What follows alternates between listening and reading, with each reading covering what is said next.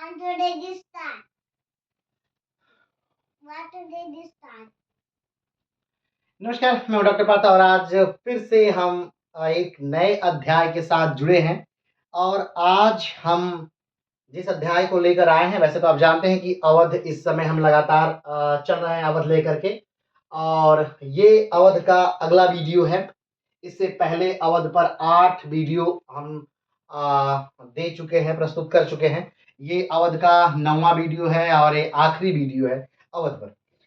तो आइए अवध के बारे में आज हम जिस टॉपिक पर अवध की बात करेंगे वो टॉपिक है अवध का वाजिद अली शाह, यानी कि अवध के 11वें नवाब और अवध के आखिरी नवाब, अवध के एकदम कहा जाए तो जिनको राजनीति से ज्यादा लगाव नहीं था, जिनको पसंद था कथक, जिनको पसंद था काव्य, जिनको पसंद था गद्य लेखन, जिनको पसंद था मुशायरा, शायरियाँ, कविताएं, दोहे, ये इन चीज़ों में जो जिनकी दुनिया सिमटी रही, हम ऐसे नवाब के बारे में आज बात करेंगे।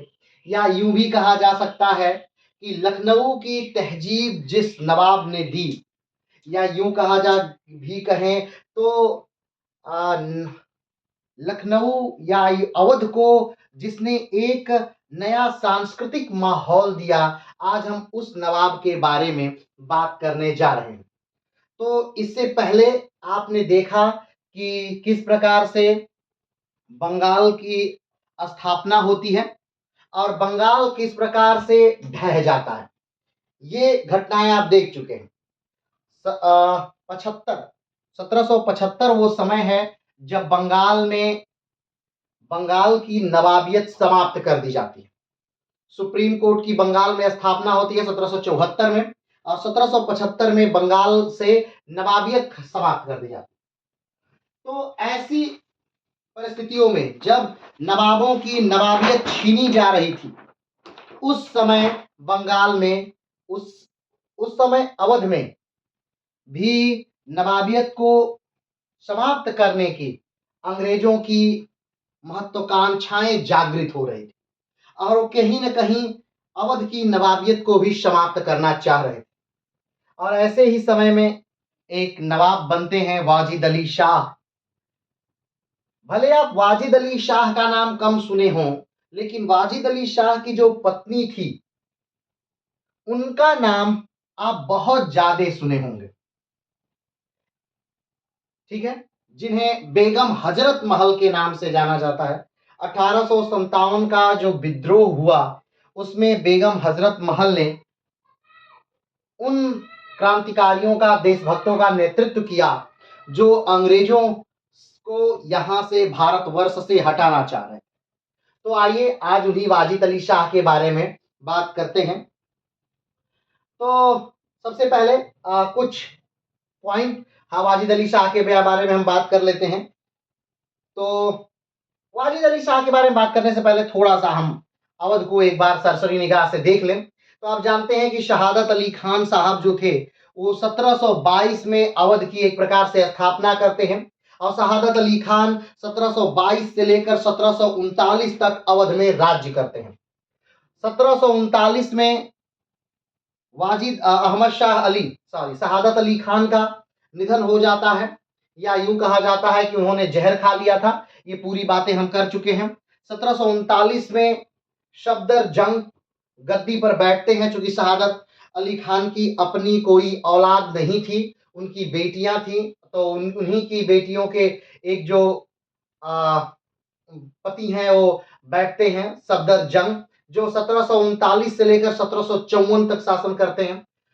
सफदर जंग भी काफी काबिल आदमी हैं, लेकिन कहीं न कहीं वो भी राजनीति के दुष्चक्र में फंसते हैं और उनको दिल्ली के वजीर के पद से हटा दिया जाता है, और एक बड़ा युद्ध होता है दिल्ली में, या पुरानी दिल्ली में कहा जाए। और एक कत्लेआम के बाद जो सफदर जंग है वो वापस अवध आ जाते हैं। सफदर जंग के बाद जो है वो शुजाउद्दौला गद्दी पर बैठते हैं 1754 में, और 1754 से लेकर 1755-75 तक शुजाउद्दौला राज्य करते हैं, यानी अवध के नवाब रहते हैं। शुजा-उद-दौला ही वो व्यक्ति हैं जिनके समय में कई बार इतिहास ने करवट ली, चाहे वो प्लासी का युद्ध हो, चाहे वो बक्सर का युद्ध रहा हो, चाहे वो पानीपत का तृतीय युद्ध रहा हो, और चाहे वो इलाहाबाद की संधि रही हो। ये सारी चीजें जो हैं वो कहीं न कहीं शुजा-उद-दौला के शासनकाल के दौरान ही होती हैं। और शुजा-उद-दौला के शासन के दौरान ही जब 1764 में बक्सर के युद्ध में तीनों की संयुक्त सेनाएं हार जाती हैं, यानी शुजा-उद-दौला की सेना, शाह आलम द्वितीय की सेना और बंगाल के पूर्व नवाब जो हैं उनकी सेना जब संयुक्त रूप से हार जाती है, तो उसके बाद एक बहुत ही शर्मनाक संधि शुजा-उद-दौला को करनी पड़ती। शुजा-उद-दौला इस संधि से नाखुश थे, लेकिन फिर भी उनके पास कोई चारा नहीं था, क्योंकि वो हार चुके थे और वो एक बड़ी रकम अंग्रेजों को हर्जाने के रूप में देते हैं। उस रकम को लगभग चुका नहीं पाते हैं, जिसकी वजह से बाद के जो अवध के नवाब हैं उनको काफ़ी परेशानियों का सामना करना पड़ता है। इस बफर ज़ोन के रूप में अवध को छोड़ दिया जाता है। अवध हार भी गया था, लेकिन फिर भी अंग्रेजों ने अवध की नवाबियत समाप्त नहीं की। अगर अंग्रेज चाहते तो अवध की नवाबियत समाप्त कर देते, लेकिन इस कारण से नहीं समाप्त की गई कि कल को जब फिर से अगर मराठे ताकतवर हुए, तो जब वो आक्रमण करेंगे तो पहले अवध हमें रोकने के लिए और हमें बचाने के लिए रहेगा। इसलिए अवध से कई प्रकार की संधियां हस्ताक्षरित कराई गईं। एक संधि ये भी कराई गई कि जब भी अंग्रेज मराठों पर आक्रमण करेंगे तो अवध उनका साथ देंगे, और जब भी मराठे अंग्रेजों पर हमला करेंगे तो अवध जो है वो उसे रोकेगा। लेकिन इन सारी संधियों के बावजूद भी जब अवध ने पूरी तरह से साथ दिया भी, तब भी अंग्रेजों की जो निगाहें थी कहीं न कहीं वो अवध पर टिकी रहीं, और अंग्रेजों ने लगभग अवध को एक बीमारू राज्य, या यूं कहें तो बीमार राज्य बना दिया। एक इतनी बुरी तरीके से अवध को लूटा, हर जगह इतना टैक्स लगाया कि अवध पूरी तरह से ढहने के कगार पे आ गया। तो आप जानते हैं कि शहादत अली खान, फिर सफदर जंग, फिर शुजा-उद-दौला, फिर आसफ-उद-दौला, फिर उसके आसफ-उद-दौला के बाद वजीर अली, फिर शहादत अली खान द्वितीय, फिर गयासुद्दीन हैदर अली, फिर नसरुद्दीन हैदर अली, फिर मोहम्मद अली शाह, फिर अमजद अली शाह, और उसके बाद वाजिद अली शाह। वाजिद अली का शासनकाल जो रहा वो 1747 से लेकर के 1847 से लेकर के 1856 तक रहा। 1847 से 1856 तक रहा, और ये अवध के अंतिम नवाब, या यूं कहें तो 11वें नवाब रहे। आप जानते हैं कि इससे पहले जो बंगाल का क्षेत्र था उस पर 10 नवाबों ने शासन किया, और अवध पर 11 नवाबों ने शासन किया।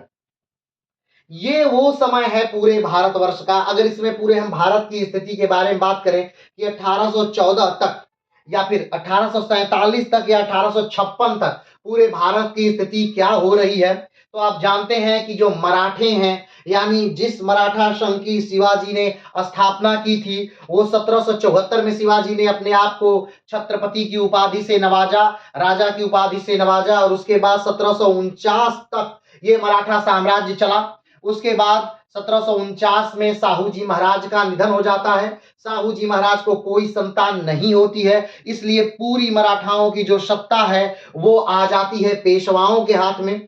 पेशवा एक तरह से साहू जी महाराज ने ही पुनः पेशवाओं को जीवित किया था, और पेशवाओं को वो शक्तियां दी थी जो शक्ति शिवाजी के शासनकाल में है, लेकिन धीरे धीरे पेशवा और ताकतवर होते गए।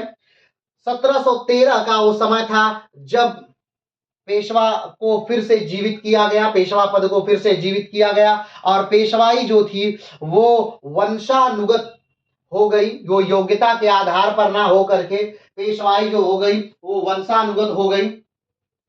तो इस प्रकार से पेशवाओं के हाथ में साहू जी महाराज के मरने के बाद पूरी शक्ति आ गई, और पेशवाओं ने 1713 से लेकर के, यानी बालाजी विश्वनाथ के समय से लेकर के 1818 तक बाजीराव द्वितीय तक पेशवाओं ने शासन किया। बाजीराव द्वितीय को अंग्रेजों ने कानपुर ला करके रख दिया, उनकी पूरी शासन व्यवस्था को समाप्त कर दिया, उन्हें पेंशन भोगी बना दिया, यानी कि महाराष्ट्र से उनको पूरी तरह से हटा दिया गया। यानी एक तरह कह सकते हैं कि 1818 तक पूरी तरह से पेशवा नष्ट हो चुके थे, यानी मराठा अपनी शक्ति खो चुके थे, मराठा अब शक्ति में नहीं थे, पेशवा अपनी शक्ति खो चुके थे। बंगाल की बात करें तो 1717 में मुर्शीद कुली खान ने बंगाल की स्थापना की और 1775 तक बंगाल किसी तरह नवाबों के निगरानी में चलता रहा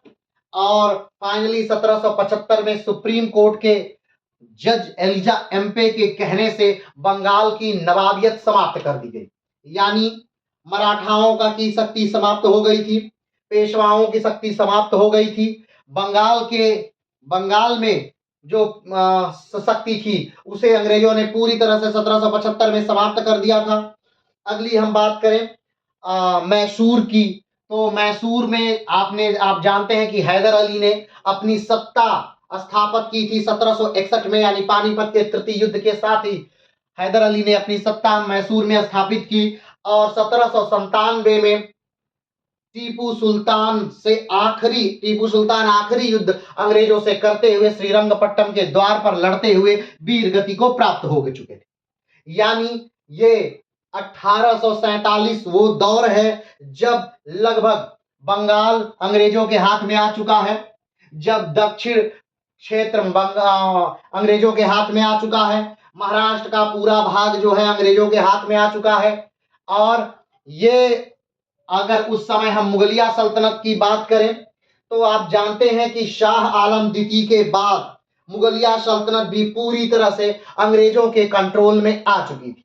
शाह आलम द्वितीय का शासनकाल 1806 तक चलता है, उसके बाद अकबर शाह द्वितीय का शासनकाल 1806 से 1837 तक चलता है और उसके बाद आखिरी मुगलिया सल्तनत के जो बादशाह हैं, जो सुल्तान हैं, वो हैं बहादुर शाह जफर या बहादुर शाह द्वितीय के नाम से जिनको जानते हैं, जिनका शासनकाल 1837 से 1857 तक चलता है। 1857 में बहादुर शाह जफर को भी जो 1857 का विद्रोह हुआ उसका आरोप लगा करके बहादुर शाह जफर को भी रंगून भेज दिया गया और वहीं उस बादशाह की मृत्यु हो गई। यानी 1857 में मुगलिया सल्तनत का भी अंत हो गया। तो 1857 में मुगलिया सल्तनत का अंत हुआ और 1856 में अंत हो गया किसका, तो वाजिद अली शाह के साथ अवध साम्राज्य का। तो अवध की भी स्थापना आप जानते हैं 1722 से 1856 तक अवध चला। यानी अगर एक बार सरसरी निगाह से देखें तो मराठे 1674 से लेकर के 1749 तक शासन किए, उसके बाद पेशवाओं ने शक्ति संभाली एक तरह से, तो 1713 से लेकर 1818 तक पेशवाओं ने अपना वर्चस्व दिखाया, किसी तरह वो चले।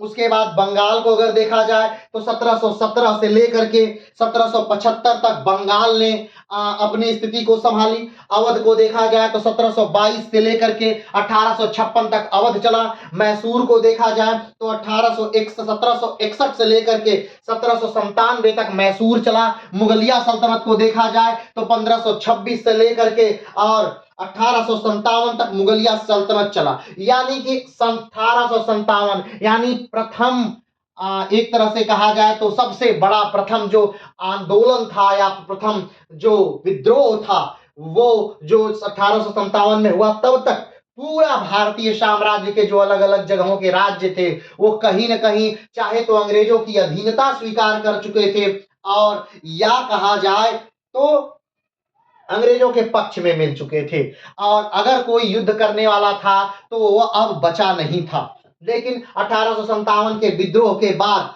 हमारा देश अंग्रेजों से आजाद हो गया। जी हाँ, घबराइए नहीं, हमारा देश अंग्रेजों से नहीं, हमारा देश कंपनी से आजाद हुआ था। ये वो दौर था जब हमने लगभग 17वीं शताब्दी यानी कहा जाए तो 1722 के दौर से जो अंग्रेजों से हमारा युद्ध चल रहा था एक तरह से, या यूं कहें तो 1775 के बाद से 1775 में तो पूरी तरह से कब्जा हो चुका था, या हम कहें तो 1730 के दौर से या 1740 के दौर से अंग्रेजों का धीरे धीरे दबदबा शुरू हुआ और 1857 आते आते पूरे भारत पर, लगभग पूरे भारत पर अंग्रेजों की सत्ता स्थापित हो गई। कुछ समय तो अंग्रेजों की सत्ता ऐसी स्थापित रही कि उनका डायरेक्ट कंट्रोल रहा, और कुछ भागों पर ऐसी स्थापित रही कि उन्होंने अपने मन मुताबिक राजा बैठाया, या राजाओं ने उनकी अधीनता स्वीकार की। तो दो प्रकार से अंग्रेजों की जो अधीनता वर्चस्व था वो चलता रहा। ठीक है, चलिए इन बातों को हम बात करते हैं, लेकिन अभी इन बातों को यहीं रोक कर हमें आज बात करना है वाजिद अली शाह के बारे में, क्योंकि आपने मराठा को उत्थान और मराठा का पतन देख लिया, आपने पेशवाओं का उत्थान पेशवाओं का पतन देख लिया, आपने बंगाल का उत्थान और बंगाल का पतन देख लिया, आपने मैसूर साम्राज्य का उत्थान और मैसूर साम्राज्य का पतन देख लिया, आपने मुगलिया साम्राज्य का उत्थान और मुगलिया साम्राज्य का पतन भी देख लिया, और आज अवध जो साम्राज्य है इसके उत्थान और इसके पतन की कहानी आज हम इसे यहाँ पर देखेंगे। तो चलिए हम अवध साम्राज्य के अंतिम जो शासक हैं वाजिद अली शाह, उनके बारे में विस्तार से बात करते हैं। तो सबसे पहला पॉइंट वाजिद अली शाह के बारे में, तो वाजिद अली शाह की एक बड़ी अच्छी लाइनें हैं कि दरो दीवार पे हसरत से नजर करते हैं, रुखसत ए अहले वतन हम तो सफर करते हैं। ये बड़ी अच्छी लाइन है वाजिद अली शाह की। अब लाइनें ऐसी ही कुछ लाइनें जब हम लोग मुगलिया सल्तनत को पढ़ रहे थे तो बहादुर शाह जफर की लाइनें हम लोग पढ़े थे। अगर आपको लाइनें याद होगा तो कमेंट बॉक्स में बताइएगा। जफर ने भी कुछ ऐसी ही लाइनें कही थी जब उनको दिल्ली से निकाल करके म्यांमार या रंगून भेजा जा रहा था, और ऐसे ही समय पर वाजिद अली शाह भी कुछ ऐसे ही कहते हैं जब उन्हें लखनऊ से उठा करके कलकत्ता भेजा जा रहा है, तब वो भी यही कहते हैं कि दरो दीवार पे हसरत से नजर करते हैं, रुखसत ए अहले वतन हम तो सफर करते हैं। अब बात आती है कि आखिर इनको लखनऊ से कलकत्ता क्यों भेजा गया। तो लखनऊ से कलकत्ता भेजने का एक प्रमुख कारण था कि अंग्रेज किसी तरह भी अवध को अपने अंदर मिलाना चाह रहे थे। 1801 में एक संधि हुई थी, उस संधि के अंतर्गत अवध पूरी तरह से अंग्रेजों का हो चुका था, लेकिन फिर भी अब सीधा नियंत्रण अवध पर अंग्रेज चाह रहे थे। उस सीधे नियंत्रण के लिए वहां के नवाब को हटाना सख्त जरूरी हो चुका था। तो कहीं ना कहीं जो लॉर्ड डलहौजी हैं, लॉर्ड डलहौजी बड़े फेमस हैं राज्य हड़प की नीति के लिए। आपको याद होगा कि ऐसे कोई राजा जिनके उत्तराधिकारी नहीं है, उन राज्यों को अपने राज्य में कंपनी मिला सकती है। ये फरमान जिसने जारी किया था वही लॉर्ड डलहौजी थे, और इसी लॉर्ड डलहौजी के नियंत्रण में इस अवध को कंपनी के अधीन मिला लिया गया। चलिए आगे बात करते हैं। तो प्रस्तुत लाइनें अवध के 11वें और अंतिम नवाब वाजिद अली शाह की हैं। वाजिद अली शाह जो हैं वो अवध के अंतिम नवाब हैं। अवध के पहले नवाब शहादत अली खान थे, जिन्होंने 1722 में अवध की स्थापना की, और अवध के जो अंतिम नवाब हैं वो वाजिद अली शाह हैं, जो कि 1847 से गद्दी पर बैठते हैं, और ये 11वें नवाब हैं। पहले नवाब शहादत अली खान, सफदर जंग, शुजाउद्दौला, आसफुद्दौला, वजीर अली, शहादत अली खान द्वितीय, गयासुद्दीन हैदर अली, नसरुद्दीन हैदर अली, मोहम्मद अली शाह, अमजद अली शाह, वाजिद अली शाह। तो ये 11वें और अंतिम नवाब हैं। कहाँ के? तो अवध क्षेत्र के। अवध क्षेत्र का अर्थ आप जानते हैं, यानी कि लखनऊ, गोंडा, बहराइच, बलरामपुर, गोरखपुर, श्रावस्ती, ये सारे इलाके मिलाकर के कभी अवध का क्षेत्र हुआ करता था। ठीक है, चलिए आगे बढ़ते हैं। ये लाइनें उन्होंने तब लिखी थी जब उन्हें लखनऊ से निकाला जा रहा था। तो दरो दीवार पे हसरत से नजर रखते हैं, रुखसत ए अहले वतन हम तो सफर करते हैं। ये लाइनें वाजिद अली शाह ने तब लिखी थी जब उन्हें लखनऊ से निकाला जा रहा था। कौन निकाल रहा था उन्हें लखनऊ से? तो उन्हें अंग्रेज निकाल रहे थे लखनऊ से।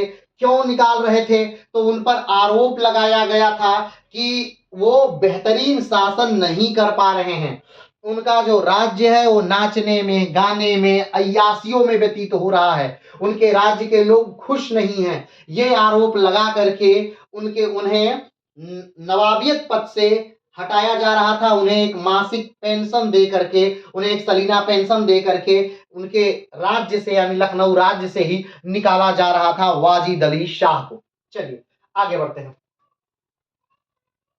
1847 में अमजद अली खान के बाद वाजिद अली शाह अवध के नए नवाब बने। अमजद अली खान कौन है? तो अमजद अली खान जो हैं वो अवध के नवाब वाजिद अली शाह के पिता हैं और अमजद अली खान की मृत्यु के बाद उनके जो पुत्र हैं वाजिद अली शाह, ये नवाब बनते हैं। ठीक है। वाजिद अली शाह मनमौजी किस्म के शासक थे तथा नाचने गाने, कविता, मुशायरों के आयोजन में दिलचस्पी रखते थे। कहा जाता है कि जो वाजिद अली शाह हैं ये मनमौजी किस्म के शासक थे और एक यूं कहा जाए कि इनका प्रशासन और शासन में रुचि नहीं थी बल्कि कला के क्षेत्र में ज्यादा रुचि थे, तो ये ज्यादा अच्छा होगा। इनके बारे में, वाजिद अली शाह के बारे में डॉक्टर जीडी भटनागर लिखते हैं। डॉक्टर जीडी भटनागर को यहाँ पे हम नहीं लिख पाए हैं, उन्हें आप अपनी कॉपी पर लिख लीजिएगा।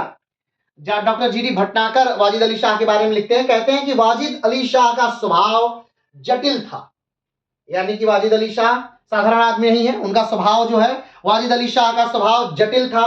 हालांकि वह मौज मस्ती करने वाले व्यक्ति थे, लेकिन वह न तो एक बेईमान थे और ना ही एक बुद्धिहीन व्यक्ति।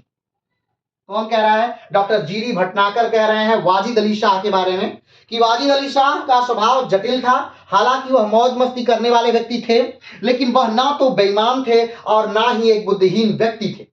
वह एक प्यारे और उदार सज्जन व्यक्ति थे। क्या थे? प्यारे थे, उदार थे और सज्जन व्यक्ति थे। वह एक विलासी व्यक्ति थे, फिर भी शराब नहीं पीते थे। ठीक है, वाजिद अली शाह एक विलासी व्यक्ति हैं, लेकिन फिर भी वो शराब नहीं पीते हैं। हालांकि वह मनमौजी मस्ती में डूबे रहते थे, फिर भी कभी अपने पांचों वक्त के नमाजों को उन्होंने छोड़ा नहीं। वो हमेशा मौज मस्ती करते रहते थे, लेकिन कभी वो शराब नहीं पिए, कभी वो अपने पांचों वक्त की नमाजों को उन्होंने छोड़ा नहीं। यह वाजिद अली शाह की साहित्यिक और कलात्मक उपलब्धियां थीं जो उन्हें अनेक समकालीनों से अलग करती हैं। ये बातें लिखते हैं डॉक्टर जीडी भटनागर वाजिद अली शाह के बारे में कि वाजिद अली शाह न कभी एक, फिर से उनकी लाइनों को दोहरा लेते हैं हम, कि वाजिद अली शाह का स्वभाव जटिल है, हालांकि वह मौज मस्ती करने वाले व्यक्ति हैं, लेकिन वह न तो एक बेईमान थे और ना ही एक बुद्धिहीन व्यक्ति। वह एक प्यारे और उदार सज्जन व्यक्ति थे। वह एक विलासी व्यक्ति थे, फिर भी शराब नहीं पीते थे। हालांकि वह मौज मस्ती में डूबे रहते थे, फिर भी अपने पांचों नमाजें कभी नहीं छोड़ी। वह वाजिद अली शाह की साहित्यिक और कलात्मक उपलब्धियां थीं जो उन्हें अनेक समकालीनों से अलग करती थी।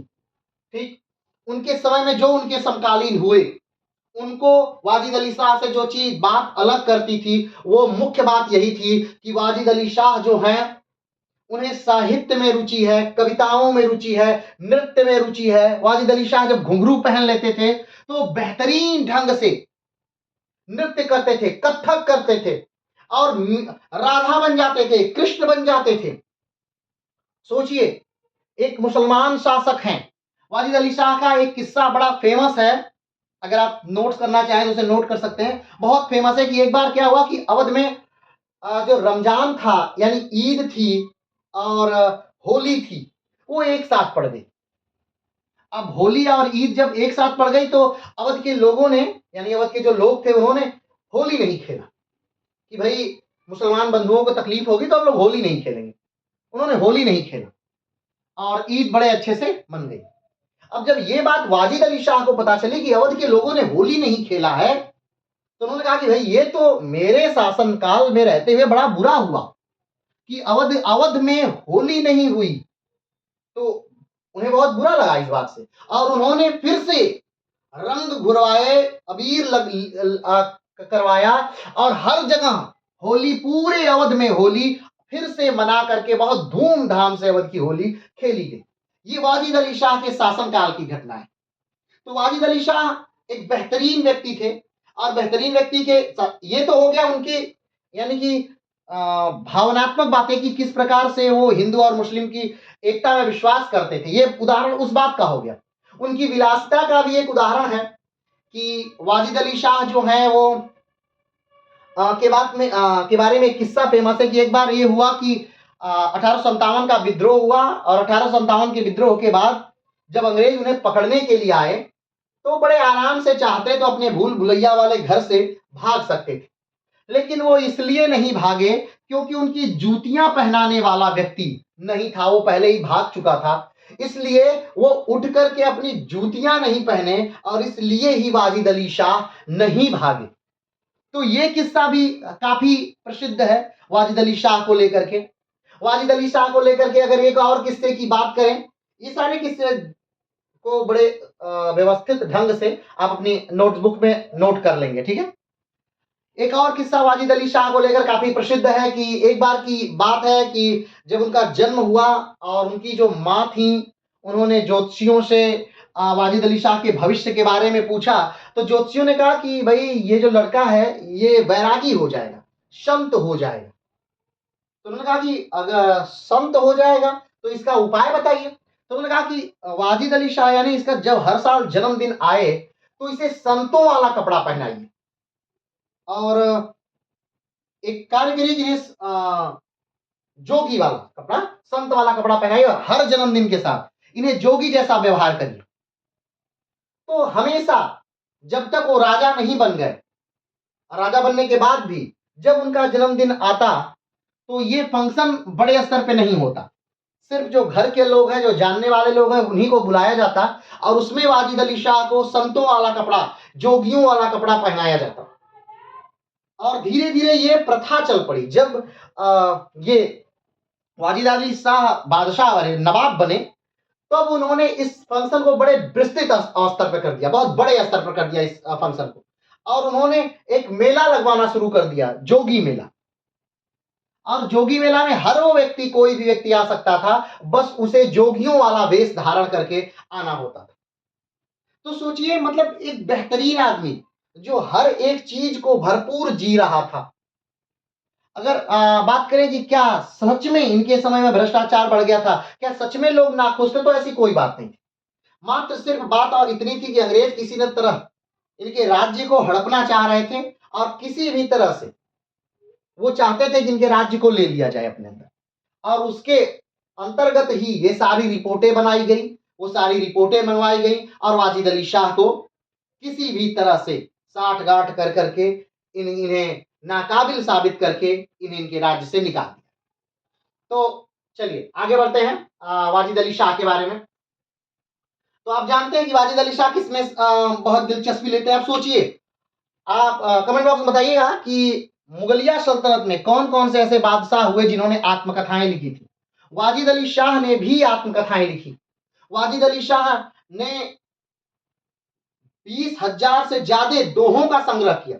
उस समय में, प्राचीन काल में या मध्यकाल में, ऐसे भी किस्से मिलते हैं कि राजा महाराजाओं ने पैसे दे करके दूसरे लोगों से अपनी रचनाएं लिखवाई, लेकिन वाजिद अली शाह ने हर एक शब्द स्वयं से लिखा। लगभग 60 से ज्यादा किताबें इन्होंने लिखी। ये अलग विषय है कि अब वो किताबें, सारी किताबें उपलब्ध नहीं है, बहुत कम किताबें ही, वाजिद अली शाह की लिखी हुई बहुत कम किताबें ही उपलब्ध है। तो इनको मुशायरों में, आयोजन में दिलचस्पी रखते थे। कहा जाता है कि वाजिद अली शाह ने 300 से अधिक शादियां की थी तथा तलाक भी खूब दिया था। वाजिद अली शाह के बारे में सबसे प्रसिद्ध जो बातें हैं वो ये कि वाजिद अली शाह ने 300 से ज्यादा, कहा जाता है 365 या कहीं कहीं उल्लेख मिलता है 400 भी, तो इतनी शादियां उन्होंने की, बहुत शादियां की थी वाजिद अली शाह ने।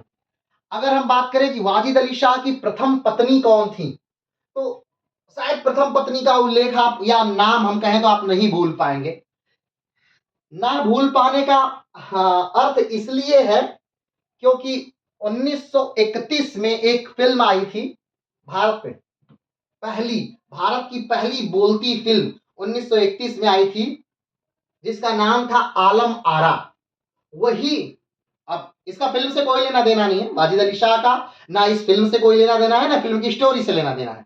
बस वाजिद अली शाह की पहली पत्नी का नाम याद करने का आसान तरीका हम आपको बता रहे हैं। तो भारत में 1931 में पहली फिल्म आई थी, बोलती फिल्म आलम आरा। वही आलम आरा जो है, यानी कि आलम आरा के नाम की जो महिला थी, वही वाजिद अली शाह की पहली पत्नी थी। ठीक है। तो इन्होंने लगभग 365 से ज्यादा शादियां की और भी बहुत शादियां की और तलाक भी खूब दिया। अभी कई बार अभी हम जिक्र करेंगे इसी क्लास में कि एक साथ उन्होंने 27 लोगों को तलाक दे दिया। कारण कि जब पता चला कि इन्हें एक निश्चित पेंशन पर रख करके और अंग्रेजों ने इन्हें लखनऊ से निकाल दिया है, कलकत्ता चले गए हैं, तब वहां पर रानियों ने आरोप लगाया कि भाई हमें आप नहीं दे रहे हैं मुआवजा, हमें खर्च नहीं दे रहे हैं। तो एक रानी है, उनकी बेटे ने अंग्रेजों के पास जाके कंप्लेन कर दिया कि हमारी माँ को जो हमारे वालिद हैं वो खर्च नहीं दे रहे हैं, पैसा नहीं दे रहे हैं। अंग्रेजों ने कहा कि भाई 2000 रुपए उन्हें दीजिए। तो उन्होंने कहा कि मैं इतना भार नहीं संभाल सकता, मेरे पास बहुत कम पैसा है और मैं इतना भार नहीं संभाल सकता। इसी के चलते उन्होंने एक साथ 27 से 28 बेगमों को तलाक दे दिया, यानी अपनी पत्नियों को तलाक दे दिया, एक साथ तलाक दे दिया। चलिए वो किस्से आते रहेंगे वाजिद अली शाह के। आगे बढ़ते हैं। नवाब वाजिद अली शाह की सबसे प्रिय बेगम सरफराज महल थी। सरफराज महल थी, सबसे प्रिय बेगम है वाजिद अली शाह की सरफराज महल, जिन्हें बाद में वाजिद अली ने तलाक दे दिया। वाजिद अली ने बाद में सरफराज बेगम को भी क्या कर दिया था, तलाक दे दिया था। हमने बताया कि पहली वाजिद अली शाह की पहली बेगम कौन है, तो आलम आरा है। वाजिद अली शाह की दूसरी बेगम कौन थी, तो बेगम हजरत महल थी। और वाजिद अली शाह की सबसे प्रिय बेगम कौन थी, तो सरफराज महल थी। सरफराज महल सबसे प्रिय बेगम, दूसरी बेगम हजरत महल और पहली बेगम जो है वो आलम आरा थी। ठीक है, आगे बढ़ते हैं। नवाब वाजिद अली जब नवाब बने, अवध काफी कमजोर हो गया था। जब वाजिद अली नवाब बने हैं तो आप जानते हैं कि अवध बहुत कमजोर हो गया था, या आप यही जानते हैं कि अवध उसी समय कमजोर हो गया था जब अवध के नवाब बनते हैं शुजाउद्दौला। उस समय अवध काफी शक्तिशाली था और उनके हाथों में मिला था। लेकिन जब 1765 का बक्सर का युद्ध होता है और उस युद्ध में अवध हार जाता है और अवध पर ढेर सारे जुर्माने की राशि लगा दी जाती है और अवध उसे नहीं दे पाता है, और बाद में अवध से वो राशि किस प्रकार से अंग्रेज हासिल करते हैं, तभी से अवध आप जानते हैं काफी कमजोर हो चुका है। अवध को जगह जगह से लूटा जा रहा है, कभी उससे इलाहाबाद ले लिया जा रहा है, कभी उससे बनारस ले लिया जा रहा है, कभी बाद में कुछ लोग शासक बनने के लिए, कुछ लोग नवाब बनने के लिए दुनिया भर की जागीरें अंग्रेजों को दे रहे हैं। तो अंग्रेज अवध जो है बहुत कमजोर हो चुका है, इसमें कोई शक नहीं। ठीक है, आगे बढ़ते हैं। अंग्रेजों की नीतियों ने अवध को एक बीमारू राज्य बना दिया था। तब तक अंग्रेज अवध क्या बन चुका था, एक बीमारू राज्य बना दिया गया था। अवध को जगह जगह से लूटा जा रहा था। अवध अब इतना ताकतवर नहीं था कि अपनी खुद की कोई वो सेना रख सके। वैसे सेना रखना तो उसे पहले से ही, तो इस प्रकार से अवध काफी कमजोर हो चुका था। लेकिन फिर भी जो नवाब साहब थे यानी कि वाजिद अली शाह थे, ये अपनी नवाबियत कहाँ ही छोड़ने वाले। ये अपने सैनिकों को, यानी जो अंग्रेजी सैनिक थे, उन्हें बाहर ला करके और रोज तैयार होके जब नवाब साहब आते तो अंग्रेजी सैनिकों से सलामी लेते। और ये बात अंग्रेजों को बड़ी बुरी लगती कि ये नवाब है, इसके हाथ में कोई ताकत नहीं है, हमारा कठपुतली है, फिर भी रोज सलामी लेता है। तो किसी न किसी तरह अंग्रेजों ने उस चीज को रुकवा दिया। चलिए ये अलग विषय है, अंग्रेजों ने रुकवा दिया। आगे बढ़ते हैं। वाजिद अली शाह को लगता था जब तक वे ईस्ट इंडिया कंपनी के वफादार बने रहेंगे तब तक कोई दिक्कत नहीं होगी। ठीक, अब वाजिद अली शाह को जो बात लगती थी वो ये थी कि भाई साहब, आप कुछ करिए चाहे नहीं करिए, आप अपने राज्य के लिए कुछ करिए चाहे नहीं करिए, बस एक कार्य करिए कि ईस्ट इंडिया कंपनी के से विद्रोह न करिए। अगर आप ईस्ट इंडिया कंपनी से विद्रोह नहीं कर रहे हैं, आप उसके कहे हुए बातों को मान रहे हैं, तो ईस्ट इंडिया कंपनी आपको हटाएगी नहीं, आपको नवाब बने रहने देगी। तो वो हमेशा बस एक कार्य करते रहे कि ईस्ट इंडिया कंपनी की कही हुई बातों को मानते रहे। लेकिन ये भी बात पूरी तरह से सही साबित नहीं हुई और ईस्ट इंडिया कंपनी का वफादार बने रहने के बाद भी वाजिद अली शाह को हटा दिया गया। पता नहीं आप जानते हैं कि नहीं जानते हैं, वाजिद अली शाह जो है वो बेहतरीन साहित्यों का संरक्षण करते थे। यानी उन्होंने बहुत ज्यादा धन खर्च किया बेहतरीन साहित्यकारों को अपने साथ रखने में। उन्होंने बहुत सारा धन खर्च किया कत्थक को एक नई ऊंचाइयां देने में। वो बहुत बेहतरीन कथक स्वयं करते थे और कथक की एक तरह से कहा जाए तो प्रणेता माने जाते हैं उस समय के। यानी उन्होंने कथक को बहुत कुछ दिया, कथक में बहुत कुछ जोड़ा, बहुत चीजें नई कथक को बनाया, यानी पूरी तरह से नया सृजन कर दिया कथक का, अगर कहा जाए। चलिए आगे बढ़ते हैं। वाजिद अली नवाब बनते ही विराजत का जिम्मा पुराने वजीर इमादत हुसैन अनीमुल्ला को सौंप दिया। खजाने की जिम्मेदारी दी गई राजा बालकृष्ण को। हमने पहले ही कहा कि वाजिद अली जब नवाब बने तो उनको राजतंत्र से ज्यादा मतलब नहीं था, राजनीति से ज्यादा मतलब नहीं था। उनको अपने शौकों से मतलब था, अपनी कविताओं से मतलब था, अपनी लेखनी से मतलब था, मुशायरों से मतलब था, नृत्य से मतलब था, इन चीजों से उनको ज्यादा मतलब था। इसलिए उन्होंने पूरा जो राजनीतिक क्षेत्र था उसको अलग अलग लोगों में वितरित कर दिया। तो विजारत का जिम्मा यानी राज्य को चलाने का जिम्मा एक तरह से पुराने वजीर इमादत हुसैन को दे दिया। ठीक, और जो पैसे की लेनदारी थी, पैसा कितना आ रहा है, पैसा कितना जा रहा है, कितना खर्च हो रहा है, उसे रखने की जिम्मेदारी थी, ये राजा बालकृष्ण को दे दिया। किसको दे दिया? राजा बालकृष्ण को। अपने दो वफादारों को दे दिया, एक पुराने वजीर इमादात हुसैन को और दूसरा राजा बालकृष्ण को। उन्होंने जिम्मेदारियां दे दी और फिर उसके बाद अपनी दुनिया में व्यस्त हो गए। अपनी दुनिया में मतलब यानी काव्य की दुनिया में, लेखन की दुनिया में, नृत्य की दुनिया में, इस दुनिया में वो काफी ज्यादा व्यस्त रहने लगे। चलिए आगे बढ़ते हैं। कहा जाता है कि वाजिद अली ने अनाज को अवध से बाहर ले जाने पर पाबंदी लगा दी, जिसके चलते राज्य के बाजारों में खाने के लिए कोई कमी नहीं थी, दाम भी काफी कम था। अवध, आप जानते हैं कि अवध का जो क्षेत्र है वो काफी उपजाऊ क्षेत्र है। ठीक, जो अयोध्या वाला क्षेत्र है या वर्तमान का अयोध्या वाला क्षेत्र है, लखनऊ वाला क्षेत्र है, उधर से लखनऊ से आप देख रहे हैं गोमती निकल रही है, गोमती बह रही है, या अयोध्या में आप देख रहे हैं सरयू का प्रवाह है जो कि नेपाल से निकल करके आ रही है, अब बह रही है, बाद में गंगा में जाकर मिल रही है। गोमती भी गंगा की सहायक है, गंगा में जाके मिल रही है। तो ये जो क्षेत्र है वो नदियों का क्षेत्र है, काफी नदियां हैं यहाँ पर।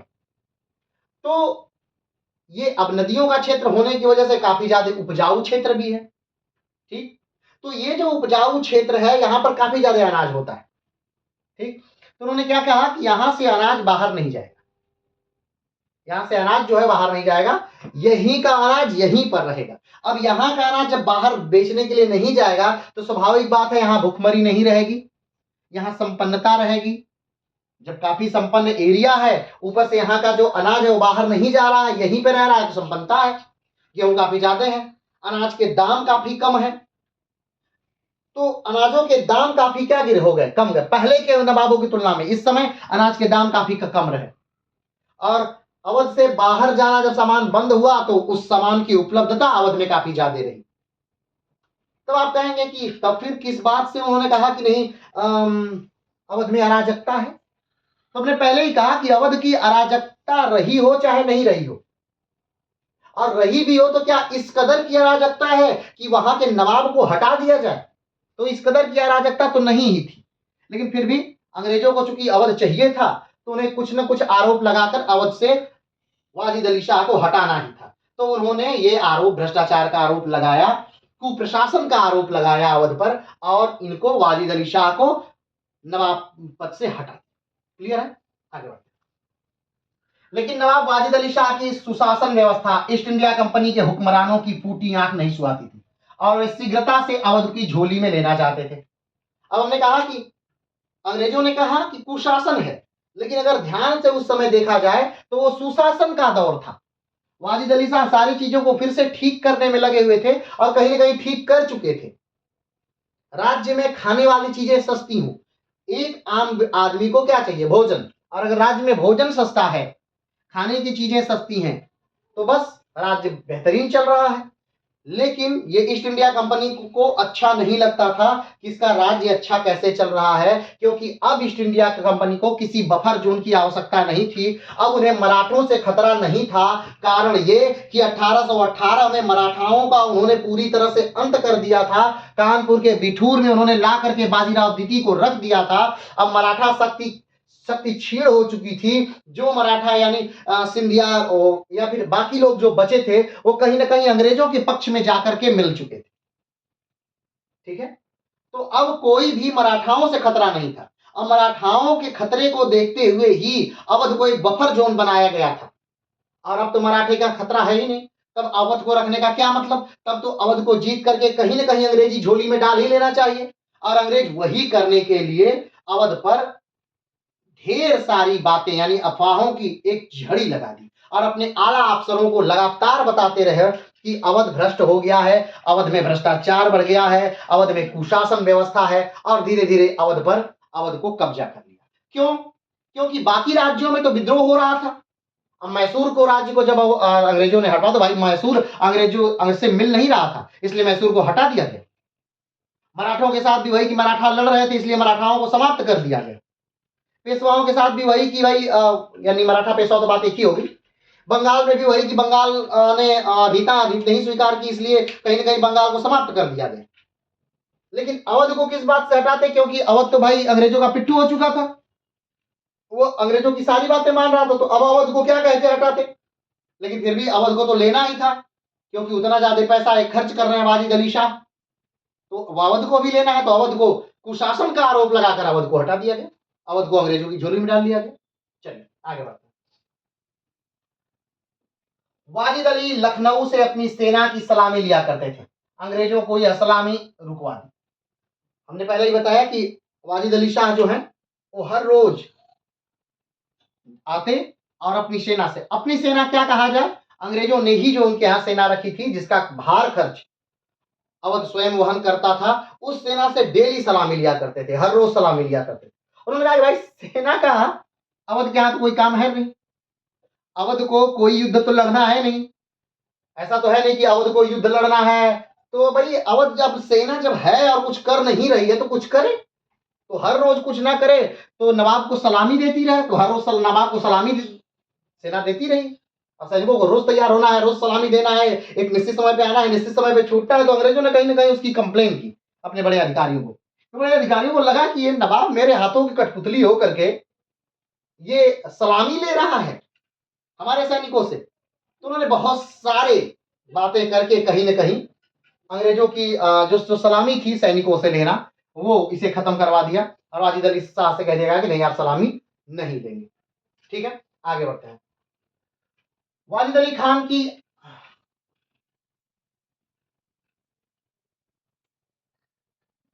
वाजिद अली शाह की आत्मकथा परी खाना है। वाजिद अली शाह ने हमने बताया कि एक आत्मकथा लिखी थी, उस आत्मकथा का नाम था परी खाना। ठीक, आत्मकथा का नाम क्या है? परी खाना। ये रचना किसकी है? तो वाजिद अली शाह की है, आत्मकथा है, और इसका नाम है परी खाना। इसमें उन्होंने बहुत सारी बातें लिखी हैं कि किस प्रकार मैं जब 8 साल का था तो मुझे एक मेरे ही महल में रहने वाली लड़की किस प्रकार से, जो मुझसे उम्र में 35 साल बड़ी हो, किस प्रकार से मुझसे छेड़ती थी, और पहली बार मैंने उससे संबंध बनाया था। और भी बहुत सारी बातें, धीरे धीरे धीरे धीरे धीरे धीरे धीरे वो सारी बातें। और जब मैं एक निश्चित उम्र को 11 साल तक हुआ तो मुझे याद नहीं रहा कि मैंने कितने लोगों से संबंध स्थापित किया है। तो ये सारी बातें वाजिद अली खान साहब लिखते हैं अपनी आत्मकथा परी खाना में। ठीक है, ये इनकी रचना है वाजिद अली शाह की। आगे बढ़ते हैं। 1848 में लॉर्ड डलहौजी ने गवर्नर जनरल बनकर भारत आया। डलहौजी ने अवध के लिए ब्रिटिश साम्राज्य में मिलाने पर काम शुरू कर दिया। ये वही डलहौजी है जिसने कि झांसी को हड़पा था, जिसकी नीतियों से लड़ते लड़ते महारानी लक्ष्मीबाई ने वीर गति प्राप्त की थी। ये वही डलहौजी है। ठीक, इसकी नीति थी कि जिस राज्य के पास अपना कोई उत्तराधिकारी नहीं है, जिस राजा का, जिस नवाब का अपना कोई उत्तराधिकारी नहीं है, ऐसे सारे राज्यों को अंग्रेजी राज्य में विलय कर लिया जाएगा। वो किसी भी पुत्र को गोद नहीं ले सकते। ऐसा नहीं कि किसी को गोद लेकर वो राज्य कर रहे हैं, ऐसा नहीं होगा। ऐसे राज्य को अंग्रेजी साम्राज्य के अंतर्गत मिला लिया जाएगा। तो वो बातें हम तब देखेंगे जब हम डलहौजी के बारे में पढ़ेंगे, तब देखेंगे आराम से। अभी हम वाजिद अली शाह के बारे में बात कर रहे हैं। तो 1848 में लॉर्ड डलहौजी गवर्नर जनरल बनकर भारत आया, और डलहौजी ने अवध के लिए ब्रिटिश साम्राज्य पर मिलाने के लिए काम शुरू कर दिया। अवध को उसने क्या किया? वो जब अभी आया नहीं था तभी उसने एक बात कही थी वहीं से कि मैं सबसे पहले तो अवध को ही समाप्त करूंगा। अवध को ही ब्रिटिश राज्य में मिला लूंगा। और उसने आते ही पहला कार्य अवध को मिलाने का ही शुरू कर दिया। आगे बढ़ते हैं। 1848 में डलहौजी ने एक पत्र में लिखा था कि अवध वह चेरी है जो डाल हिलाते ही मुंह में आ गिरेगा, जिसके लिए वह वाजिद अली शाह के खिलाफ सबूत जुटा रहा था। लॉर्ड डलहौजी कहता है एक पत्र में अपने एक मित्र को, जब उसने पत्र लिखा तो पहले से बातें हुई थी, उसमें उन मित्र ने कहा कि भाई ये अवध भी तो अभी एक राज्य के तौर पे है, अवध तो अभी अंग्रेजी साम्राज्य के अंतर्गत नहीं आया है। तो उसके जवाब में डलहौजी लिखता है कि अवध तो वो चेरी है, वो चेरी है जो डाल हिलाते ही क्या होगा, मुंह में आके गिरेगा। यानी बस वो गिरने के लिए तैयार ही है, बस आपको डाल हिलाना है और डाल हिलाते ही वो कहां आके गिर जाएगा, वो मुंह में आके गिर जाएगा। वो इस प्रकार का चेरी है और इसीलिए उसने अवध के खिलाफ सबूत जुटाना क्या कर दिया था, शुरू कर दिया था। किसने? लॉर्ड डलहौजी ने। चलिए आगे बढ़ते हैं। इस कार्य को सुचारू ढंग से पूरा करने के लिए उसने अवध में तैनात रेजिडेंसों को अवध के खिलाफ विस्तृत रिपोर्ट का जिम्मा सौंपा। हमने आपको बताया था कि जब सहायक संधि होती थी तो सहायक संधि के अंतर्गत एक शर्त थी कि वहां पर उस राज्य में, जिस राज्य से सहायक संधि हो रही है, उस राज्य में एक ब्रिटिश रेजिडेंस रहेगा, यानी एक ब्रिटिश टुकड़ी रहेगी जो राजा पर, नवाब पर निगाह रखेगी और कंपनी को सूचना देती रहेगी कि कहीं ऐसा तो नहीं कि ये सारे के सारे कंपनी के खिलाफ बगावत करने के लिए सोच रहे हैं या कंपनी को यहां से हटाने के लिए सोच रहे हैं। इसलिए ये रेजिडेंस वहां पर रखा जाएगा। ठीक है, तो जो अवध में रेजिडेंस थी उससे डलहौजी ने कहा कि आप एक कार्य करिए कि आप इनके खिलाफ मुझे सबूत जुटा कर दीजिए कि क्या क्या ये गलत कार्य कर रहे हैं, क्या क्या इनके राज्य में गड़बड़ियां हो रही हैं, क्या क्या इनके अधिकारी गड़बड़ियां कर रहे हैं, इनके समाज में कैसा क्या माहौल चल रहा है, क्या राजा से लोग खुश हैं कि नहीं खुश हैं। तो आप अच्छाइयां मत हमें दीजिएगा, जितनी बुराइयां हैं वाजिद अली शाह की वो हमें लिख करके पूरे पोथे के साथ दीजिए। सबसे पहले रिपोर्ट तैयार करने वाले थे कर्नल विलियम हेनरी। कौन है? Colonel William Henry. इन्होंने सबसे पहले बार रिपोर्ट तैयार किया था अवध के खिलाफ और इन्होंने लॉर्ड डलहौजी को ये रिपोर्ट भेजा। ठीक, फिर से बात करते हैं। लॉर्ड डलहौजी ने कहा कि जो कंपनी का रेजिडेंस अवध में रहता था उससे कहा गया था कि आप लोग एक कार्य करिए कि वाजिद अली शाह के बारे में, उनकी जितनी बुराइयां हैं, उनके राज्य के बारे में, उनके प्रशासन के बारे में, उनके सैनिकों के बारे में या उनके अधिकारियों के बारे में, उनके परिवार के अंदर के बारे में, उनकी प्रजा के बारे में, प्रजा की खुशी नाखुशी के बारे में, हर बुराई को आप एक रिपोर्ट बनाइए, उस रिपोर्ट के अंतर्गत हमें दीजिए, प्रस्तुत करिए। तो सबसे पहली बार जिस अंग्रेज व्यक्ति ने रिपोर्ट बनाई थी वाजिद अली के खिलाफ, वो कौन थे? वो थे कर्नल विलियम हेनरी। उन्होंने सबसे पहले रिपोर्ट बनाई और लॉर्ड डलहौजी को भेज दी। इनके रिपोर्ट में कहा गया कि अवध में हर तरफ अराजकता है और इसके जिम्मेदार नवाब हैं। जैसा लॉर्ड डलहौजी ने चाहा था वैसी रिपोर्ट मिल गई कि अवध में हर तरफ क्या है? अराजकता है, हर तरफ अराजकता है। और इसके जिम्मेदार कौन है? तो इसके जिम्मेदार भाई जो हेड है, जो वाजिद अली शाह है, वाजिद अली शाह इसके जिम्मेदार। क्लियर है? चलिए आगे बढ़ते हैं। लेकिन स्लीमैन यानी रिपोर्ट तैयार करने वाला विलियम हेनरी, ठीक है, अवध को अंग्रेजी राज्य में मिलाने के पक्ष में नहीं था। अब रिपोर्ट तो प्रस्तुत कर दी, कर्नल विलियम हेनरी ने रिपोर्ट दे दी। किसको रिपोर्ट दे दी? लॉर्ड डलहौजी को। लॉर्ड डलहौजी को रिपोर्ट सौंप दी गई। ठीक, लेकिन उस रिपोर्ट में सारी कमियां तो बताई गई थी, सारी बुराइयां बताई गई थी, लेकिन उस रिपोर्ट में कहीं भी ये मेंशन नहीं था, कहीं भी ये बात नहीं लिखी थी कि अवध को अंग्रेजी राज्य में मिला लेना चाहिए। कहीं भी ये बात नहीं लिखी थी। अब जब ये बात कहीं लिखी ही नहीं गई थी तो लॉर्ड डलहौजी जो है वो किस आधार पर अवध को अपने राज्य में मिलाते? इसलिए इनकी रिपोर्ट जो थी वो लॉर्ड डलहौजी के काम नहीं आ सकी। कारण कि इसमें इन रिपोर्ट में कहीं भी नहीं कहा गया था कि भाई कुप्रशासन है तो चलिए क्या करेंगे, कुप्रशासन वाले राज्य को अंग्रेजी राज्य में मिला दीजिए, ऐसा इनकी रिपोर्ट में नहीं कहा गया। इन्होंने राज्य को, अवध राज्य को मिलाने की बात नहीं की थी। हाँ, ये बात की थी कुप्रशासन है। हाँ, ये भी बात की थी कि वाजिद अली शाह ही इस कुप्रशासन के आधार हैं, उन्हीं की वजह से कुप्रशासन है। लेकिन उन्होंने ये बात भी कही थी कि इसको, अवध को मिलाया न जाए अंग्रेजी राज्य में, मिलाने की बात उन्होंने नहीं की। आगे बढ़ते हैं। लॉर्ड डलहौजी ने लिखा था, अवध का राज्य बहुत अहंकारी होता जा रहा है और भारत जाके सबसे पहले मुझे इसे निगल जाने में खुशी होगी।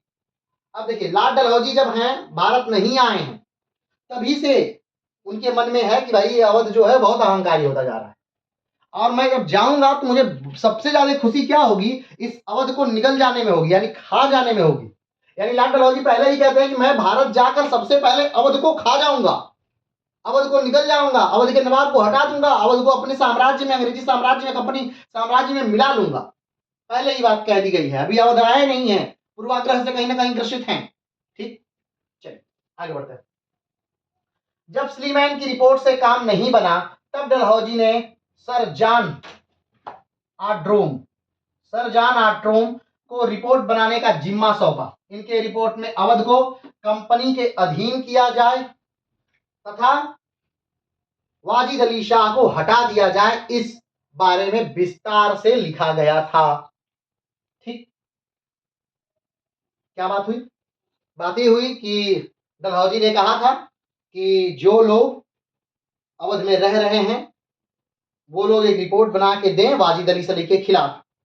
तो सबसे पहले जो व्यक्ति ने रिपोर्ट बनाई उनका नाम था विलियम हेनरी या कर्नल विलियम हेनरी। इन्होंने रिपोर्ट बना के दी, लेकिन कर्नल विलियम हेनरी ने कहीं भी अपनी रिपोर्ट में नहीं कहा था कि अवध को अंग्रेजी राज्य में मिलाया जाए। तो इनकी रिपोर्ट से काम नहीं चला लॉर्ड डलहौजी का। तब दूसरी रिपोर्ट जो दी वो दी थी सर जॉन आर्ट्रोम ने। किसने दी? सर जॉन आर्ट्रोम ने। और उन्होंने ये रिपोर्ट दी तो इसमें मेंशन किया गया था कि अवध को अंग्रेजी राज्य में मिला दिया जाए और वाजिद अली शाह को अवध से हटा दिया जाए। ये दोनों बातें सर जॉन आर्ट्रोम की रिपोर्ट में उल्लेखित थी। ठीक, और इनकी रिपोर्ट ने वो कार्य कर दिया। चलिए आगे बढ़ते। जनरल आर्ट्रोम ने 1855 में अपनी रिपोर्ट डलहौजी को सौंपी। कब सौंपी? 1855 में। किसको सौंपी? डलहौजी को सौंपी। किसने सौंपी? जनरल आर्ट्रोम ने। जनरल आर्ट्रोम ने 1855 में अपनी रिपोर्ट डलहौजी को सौंपी। क्या था रिपोर्ट में? रिपोर्ट में था कि अवध में बहुत अराजकता है, इस अराजकता के कारण जो है कारक जो है वो वाजिद अली शाह है, तो वाजिद अली शाह को अवध से हटा दिया जाए और अवध को अंग्रेजी राज्य में मिला लिया जाए, ताकि अवध पर जो जुल्म हो रहे हैं जो वहां के लोग नाखुश हैं वो चीजें बदल जाए। चलिए आगे बढ़ते हैं। इस रिपोर्ट में अवध के अधिकारियों पर गंभीर आरोप लगाए गए। अधिकारियों पर क्या लिया गया? गंभीर आरोप लगाए गए। किसकी रिपोर्ट में? जनरल आर्ट्रोम की रिपोर्ट में। जो जनरल आर्ट्रोम की रिपोर्ट कब प्रस्तुत की गई थी? 1855 में। इस पे अवध पर गंभीर आरोप लगाए गए कि जो अधिकारी हैं वो भ्रष्ट हैं, वो हर कार्य घूस लेके करते हैं, या फिर दुनिया भर के बहुत सारी बातें कि कार्य नहीं करते हैं, बहुत ज्यादा पैसा लेते हैं, जनता की देखभाल नहीं करते हैं, और भी बहुत सारी बातें। किसने कहा? तो वहां के इनकी रिपोर्ट में कहा गया, जनरल आर्ट्रोम की रिपोर्ट में कहा गया। ठीक है, अगला बात करते हैं। डलहौजी ने इस रिपोर्ट को बढ़ा चढ़ाकर अपने उच्च अधिकारियों को भेजकर कार्यवाही का आदेश मांगा और डलहौजी को कार्यवाही का आदेश मिल गया। ठीक, अब डलहौजी ने उस रिपोर्ट को लिया। किसकी रिपोर्ट को? जनरल आर्ट्रोम की रिपोर्ट को, और अपने अधिकारियों को भेजा। कहा कि देखिए, जो व्यक्ति वहां रहता है जनरल आर्ट्रोम, उसी की रिपोर्ट है और उसने अपनी रिपोर्ट में साफ साफ बातें लिखी हैं कि अवध को अंग्रेजी राज्य के अंतर्गत मिला लेना चाहिए। तो आप एक कार्य करिए, मुझे आदेश दीजिए कि मैं अवध को अपने राज्य में मिला लूं, अंग्रेजी राज्य में मिला लूं। उच्च अधिकारियों ने आदेश दे दिया कि ठीक है डलहौजी जी, जाइए और अवध को अपने राज्य में मिला लीजिए। और वही हुआ, अवध को अपने राज्य में मिला लिया गया। आगे बढ़ते हैं। सबसे पहले डलहौजी ने 1801 में हुए संधि को तोड़ने का फैसला किया। अब कोई भी चीज जब बदली जाती है, परिवर्तित की जाती है, तो उसको बदलने के से पहले कुछ निश्चित फॉर्मेलिटी होती है। और उस फॉर्मेलिटी को पूरा करना होता है।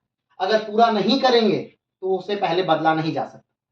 तो सबसे पहले जो 1801 में समझौता हुआ था अवध और अंग्रेजों के बीच में, उस समझौते में एक कड़ी थी, एक लाइन थी कि अगर वहां का नवाब या राजा अच्छे ढंग से शासन नहीं कर रहा है तो उसे हटाया जा सकता है। उसी क्लॉज को डलहौजी ने लगाया कि देखिए, जब पहला समझौता हुआ था 1801 में, तभी ये बातें कही गई थी कि आपको अच्छे से शासन करना है और आप अच्छे से शासन नहीं कर रहे हैं, इसलिए इस संधि को खत्म किया जा रहा है और आपको यहां से हटाया जा रहा है। ठीक है, चलिए आगे बढ़ते हैं। 1801 में हुए संधि को तोड़ने का फैसला किया, जिसमें एक शर्त यह थी कि नवाब राज्य का प्रशासन उचित ढंग से करेगा। नवाब राज्य का प्रशासन क्या करेगा? उचित ढंग से करेगा। 1801 में जो संधि हुई थी अंग्रेजों और किसके बीच? अंग्रेजों और नवाब के बीच, उस समय उसमें एक बात कही गई थी। अब बात है कि 1801 में कौन नवाब थे? तो 1801 में नवाब थे शहादत अली खान द्वितीय।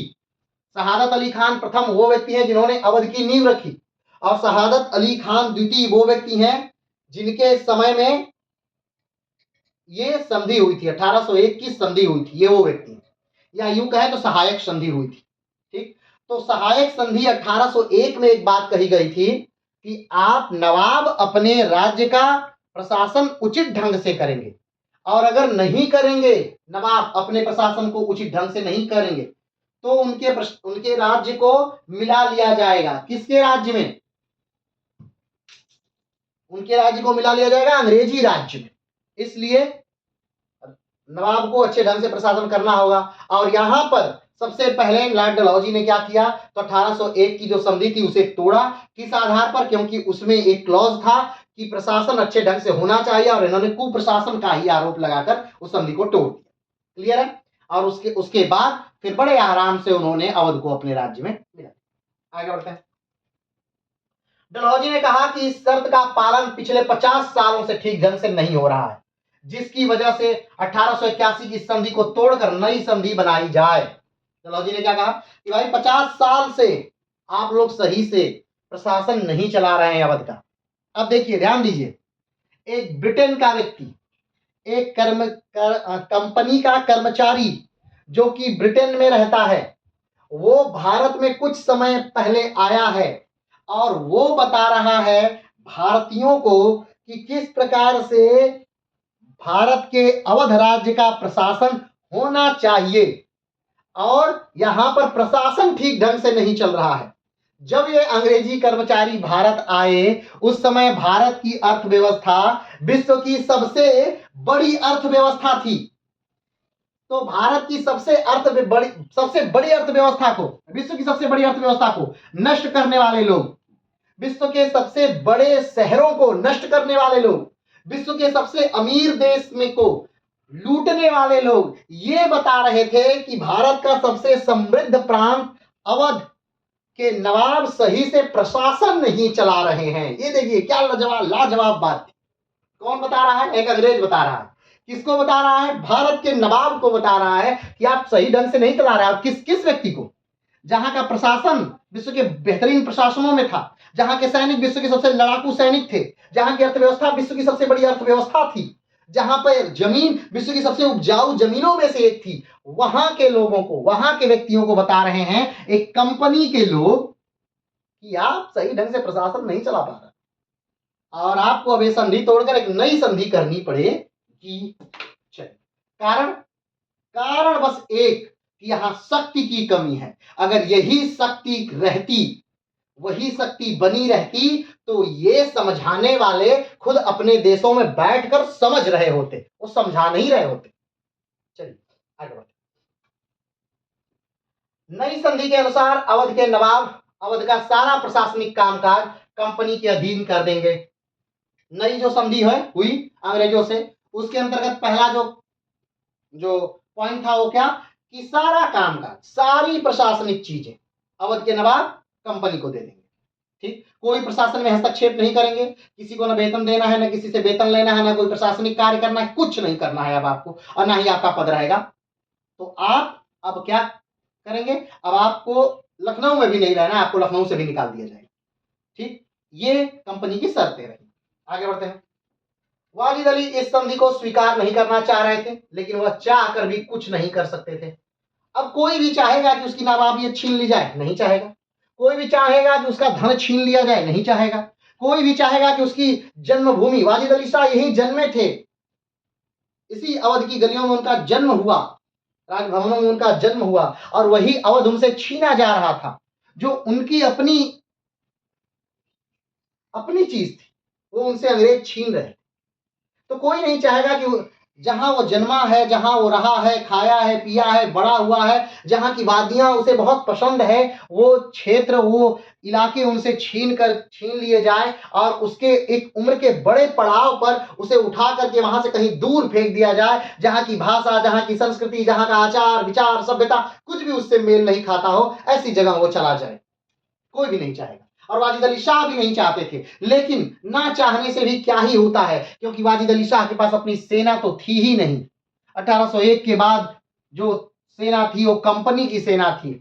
ये तो मात्र खर्चा देने वाले एक व्यक्ति थे, एक प्यादे थे, या एक कह लिया जाए कि एटीएम मशीन बस। तो इन्हें ना चाहते हुए भी कंपनी की बातें माननी पड़ी, क्योंकि इनके पास शक्ति की कमी थी, वो शक्ति इनके पास थी ही नहीं। आगे बात करते हैं। अंग्रेजी सरकार ने 7 फरवरी 1756 में एक डिक्लेरेशन जारी करके अवध राज्य को अपने में मिला लिया। अवध राज्य को कब मिला लिया गया, तो 7 फरवरी 1856 को एक डिक्लेरेशन जारी किया गया, और उसके तहत कंपनी ने पूरे अवध राज्य को अपने में मिला लिया। अब कंपनी का जो साम्राज्य था वो बंगाल से लेकर, अवध से लेकर दिल्ली तक का हो गया, क्योंकि 1857 में जो है वो बहादुर शाह जफर को भी दिल्ली से निकाल करके रंगून भेज दिया जाएगा। तो अब अंग्रेजों का जो क्षेत्रफल है काफी ज्यादा बढ़ गया। आज का बंगाल मतलब आप समझ रहे हैं, बांग्लादेश लेकर के वो इलाका पूरा अंग्रेजों का हो गया। यानी विश्व के सबसे उपजाऊ भाग अब अंग्रेजों के हाथों में थे। यहाँ के सारे जो उत्पादन है वो अंग्रेजों के हाथों में थी। यहाँ के जो कारीगर की जिंदगी है वो अंग्रेजों के हाथों में थी। अब हर तरह से भारत गुलाम हो चुका था। भारत में कोई भी केंद्रीकृत अब सत्ता नहीं बची थी। केंद्रीकृत सत्ता तो छोड़िए, अब कोई भी छोटा राज्य भी ऐसा नहीं बचा था जो अकेले ही युद्ध की घोषणा कर सकता था या जो युद्ध कर रहा हो। कोई भी ऐसा बड़ा राज्य नहीं था। अगर कोई छोटे छोटे राज्य थे तो बहुत छोटे थे, और इतने छोटे थे कि अंग्रेजों से लड़ाइयां नहीं लड़ सकते। चलिए आगे बढ़ते हैं। वाजिद अली शाह के बारे में एक किस्सा बहुत मशहूर है कि 1857 के विद्रोह के समय जब अंग्रेजों ने वाजिद अली शाह के महल पर धावा बोला, तो वह इसलिए नहीं भाग पाए क्योंकि उनकी जूतियां पहनाने वाला कोई नहीं था। हमने बताया कि ये जूती वाला किस्सा वाजिद अली शाह का बड़ा फेमस है। एक लखनऊ में इमारत है इमाम बाड़ा, बड़ा इमाम बाड़ा, और उसी के अंतर्गत एक और इमारत है भूल भुलैया। उस भूल भुलैया की एक खासियत है कि उसमें इतने सारे रास्ते हैं, इतने सारी जगहें हैं कि कोई भी व्यक्ति जब भूल भुलैया में जाता है तो रास्ता भूल जाएगा, वो सही स्थान पर पहुंच नहीं पाएगा। तो इसीलिए उसे बनाया भी गया है कि कोई आक्रमणकारी आकर डायरेक्ट नवाब तक न पहुंच जाए, इसलिए ही उस भूल भुलैया का निर्माण हुआ। तो वाजिद साहब अपने स्थान पर थे, और वो चाहते तो बड़े आराम से किसी गली से निकल करके, भूल भुलैया किसी गली से निकल के वो भाग सकते थे 1857 का विद्रोह में, लेकिन वो भागे नहीं। कारण क्योंकि उनके जूती पहनाने वाली नहीं थी, इसलिए उन्होंने कहा, उन्होंने उठना मुनासिब नहीं समझा कि भाई जब मेरी जूती पहनाने वाली आएगी, मुझे पहनाएगी तब मैं उठ के जाऊंगा, ऐसे मैं उठ के जाने वाला नहीं। तो गए नहीं, बैठे रहे। तो ये बहुत फेमस किस्सा है वाजिद अली शाह के बारे में। आगे बढ़ते हैं। वाजिद अली शाह को पकड़कर कलकत्ता के मटिया बुर्ज के कारावास में भेज दिया गया। मटिया बुर्ज का कारावास माटी का नहीं था, वो एक इमारत थी, उसके बगल में एक मीनार थी जो मिट्टी की थी, इसीलिए उस इलाके को या उस जगह को मटिया बुर्ज कहा जाता है। तो कलकत्ता भेज दिया गया मटिया बुर्ज में। किसको? तो वाजिद अली शाह को पकड़ करके कि भाई आप विद्रोही हैं, जबकि वाजिद अली शाह कहीं विद्रोही थे नहीं, बल्कि ये महारानी के पास भी अपनी बात को व्यक्त करना चाहते थे या किए थे कि भाई मेरा राज्य मत छीनिए। लेकिन जब विद्रोहियों ने अवध के भाग को जीत लिया और इन्हीं के एक लड़के को कहीं ना कहीं नवाब बना दिया, तब ये इनको लग गया कि भाई अब कुछ भी हो जाए, अब तो मैं फिर कभी अब लखनऊ लौट ही नहीं पाऊंगा। तो पूरी लखनऊ लौटने की आस जो है वाजिद अली शाह ने छोड़ दी। आगे बढ़ते हैं। इधर वाजिद अली के पीछे उनकी एक पत्नी हजरत महल लखनऊ में ही रही। 1820 में जन्मी हजरत महल के बचपन का नाम मोहम्मद खानम था। आज लखनऊ में जिस इमारत में भरत खंडे संस्कृत विश्वविद्यालय है, वहां वाजिद अली का परीखाना हुआ करता था। अब एक परीखाना क्या है? तो वो स्थान जहां पर ऐसी औरतें रहती थीं जो वाजिद अली शाह को पसंद थी, या वाजिद अली शाह जिन औरतों को पसंद करते थे उसे परीखाना कहा जाता था। और आपने देखा है कि उनकी जो आत्मकथा है उसका नाम भी था परीखाना। ठीक है, तो आज भरत खंडे संस्कृत विश्वविद्यालय जहां पर है, वो इलाका जो था वो वाजिद अली का कभी महल हुआ करता था और वो परीखाना के तौर पर जाना जाता था। यानी वहां ऐसी औरतें रहती थी जो नवाब को पसंद हुआ करती थी। बेगम हजरत महल भी उन्हीं में से एक थी जो नवाब के बेटे की मां बनी। बेगम हजरत महल नवाब की ही पत्नी थी, और हमने बताया था दूसरी पत्नी थी, और उनके बेटे की मां भी थी ना बेगम हजरत महल। और बेगम हजरत महल वो महिला थी जो 1857 के विद्रोह में हाथी पर बैठकर कई जगहों में लखनऊ पर अंग्रेजों से लड़ी थी और अंग्रेजों को पीछे भी ढकेली थी, और कई युद्धों में अंग्रेजों से जीती भी थी। बाद में जब इनका पलड़ा भारी हल्का होने लगा और बार बार कहीं ना कहीं अंग्रेजी फौजें आने लगी और अवध हारने लगा, तब बेगम हजरत महल भाग करके नेपाल चली गई, और वहीं नेपाल में बेगम हजरत महल ने अपनी आखिरी सांसें ली। वही नेपाल में ही बेगम हजरत महल की मृत्यु। चलिए आगे बढ़ते हैं। जब 1857 का विद्रोह हुआ था, तब बेगम हजरत महल ने आजादी लड़ने वालों की अगुवाई की थी। अंग्रेजी सेना की मौलवी अहमद शाह और हजरत महल ने लखनऊ में घुसने से अंग्रेजों को रोका था, और कई जगहों पर हाथी पर चढ़कर उन्होंने युद्ध किया था। चेनहट और दिलकुश में भी उन्होंने अंग्रेजों को बुरी तरह हराया था। उनकी मृत्यु 1879 में नेपाल में हो गई। 1879 में नेपाल में हजरत महल की मृत्यु हो गई। अब नेपाल कैसे गई? क्योंकि जब हारने लगी, बार बार जब अवध सेना हारने लगी, तब वो चली गई नेपाल, और वहीं पर वो नेपाल में ही रही, और वहीं पर 1879 में उनकी मृत्यु हो गई।